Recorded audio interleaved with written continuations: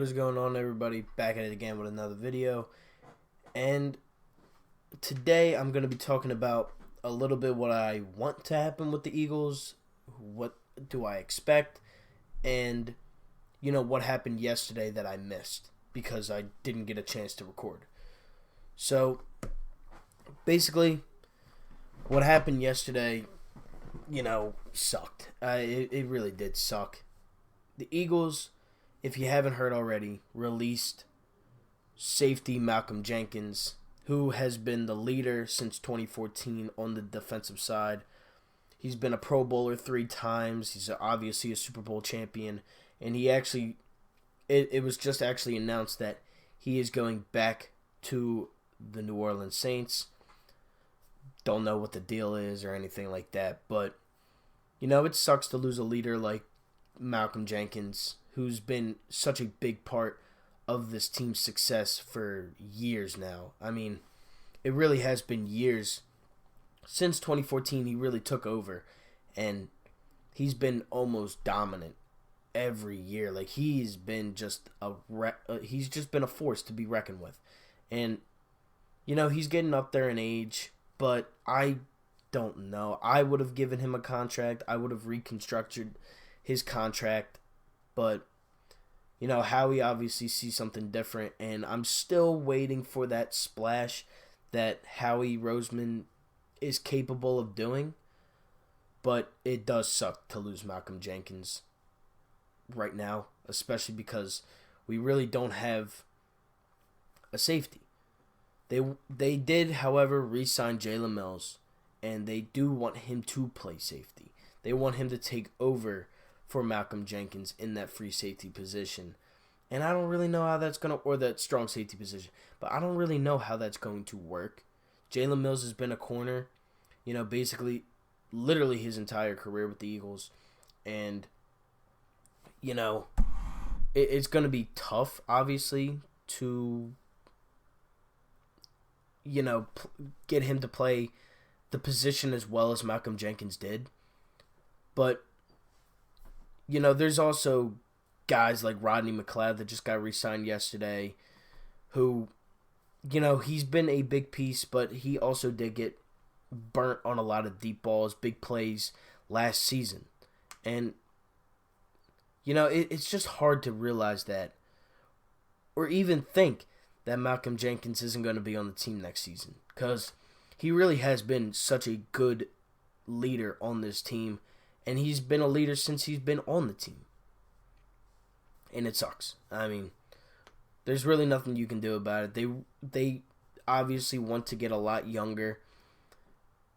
But I don't know if you're going to find a guy like Malcolm Jenkins that meant so much to the city of Philadelphia, that meant so much to the Eagles franchise and organization. But we'll just have to see and find out. A safety that did just get released, before I started recording this video, Reid just got released by Carolina. He's younger, and he does play the same position as Malcolm Jenkins. I wouldn't be surprised if the Eagles went out and got Reid, and I wouldn't be mad at it. But, again, Malcolm Jenkins is a big loss for this franchise. And I'm just going to leave it at that. Some other moves with, the Eagles players, Jordan Howard and Camus Grugier-Hill are now going to Miami. Both of them, not in a trade, they just signed there. Jordan Howard's deal was like 2 years, $10 million, and we obviously weren't going to give him that type of money because he would have been the backup running back regardless. I think he would have been the backup running back. I think this is Miles Sanders' backfield, and I'm not too mad about it because I really do like Miles Sanders. I mean, I've had Miles Sanders' jersey since he stepped foot. He's a Penn State guy, but him and Boston Scott in the backfield, it's really not that bad. Like, I like Boston Scott a lot, and I obviously know he was a practice squad guy, but he did a lot for this team last season, and he really did step up big time to get us into the playoffs. He did. I mean, he won us both games against the Giants that we weren't looking great in at all. Wentz couldn't throw the ball. On that Monday night game, I was actually there, and Boston Scott just took over. I mean, with the pass plays, with the running, the shiftiness, the touchdown that he had. So, I'm not too mad about our backfield situation right now. There's obviously still so much that we need to get. I still think we are in dire need of a cornerback. And I've also heard Will Parks from the Denver Broncos. He's a 26-year-old. I heard it was between us and the Lions. Okay. He's younger and, he could be up and coming, but we still need more. I still think we need more. There's also guys like Xavier Rhodes out there, Desmond Trufant. There's been a lot of reports and, rumors about Darius Slay getting traded to the Eagles, which I would love. I would do that in a heartbeat. A Darius Slay deal for the Eagles, I mean, that's huge. That would be huge. Because Darius Slay is he's a very, very good cornerback. He's almost Pro Bowl level talent. Like, he's there. I mean, he's a very good cornerback, and he would really help spread out the defense.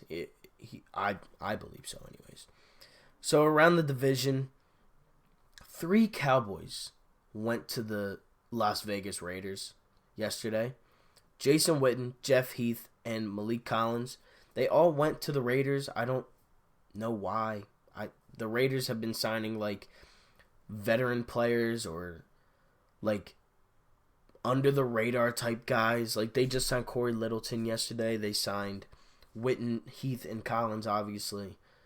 And they signed Marcus Mariota as their backup quarterback, obviously, because Derek Carr's. I mean, if you lose the starting position to Marcus Mariota, then, you shouldn't be in the NFL much longer.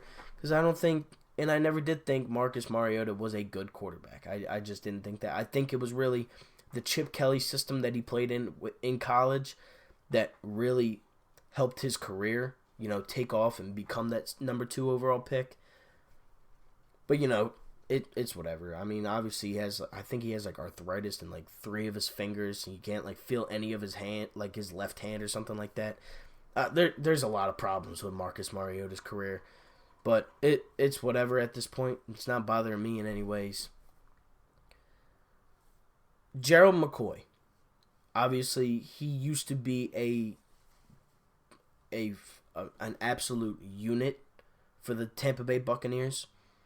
He signs with the Dallas Cowboys.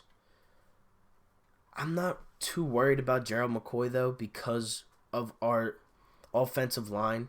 Jason Kelsey, Lane Johnson. I mean, we still have guys that, even with the loss of Vitae and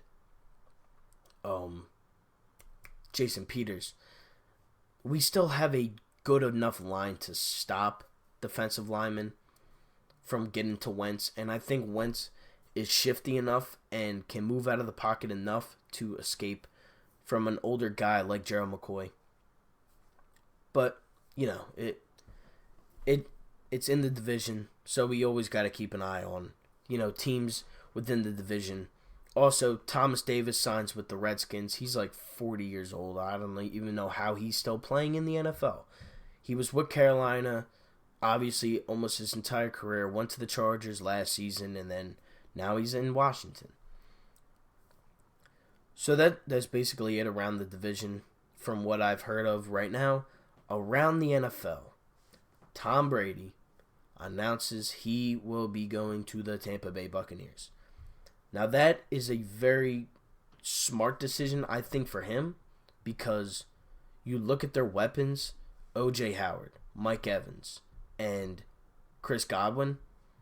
I mean, they are very good pieces to have a veteran like Brady around. I mean, it was between them and the Chargers, and then, a little later last night, it was said that Brady and the Chargers deal fell through.